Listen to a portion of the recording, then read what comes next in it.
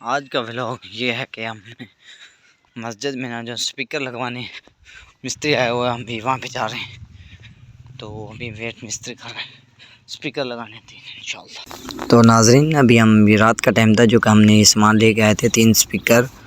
ये 3 स्पीकर पड़े हुए हैं और इसके साथ 6 बल्ब भी हैं मस्जिद के लिए और ये 3 कोयलें भी हैं जो कि मैं आपको दिखा रहा हूँ। और ये स्पीकर और माइक भी और तार भी है, ये माइक और तारें भी हैं।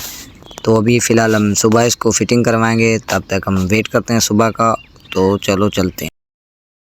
ला इलाहा इल्लल्लाह, ला इलाहा इल्लल्लाह, ला इलाहा इल्लल्लाह, मा लना रब्बुन सिवा, ला इलाहा।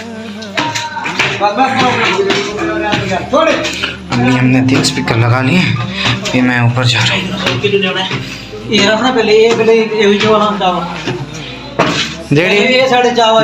जदी मशीन फेटा पर उन्होंने लाओ नहीं एक दिन खोलिया दूसरे की कहते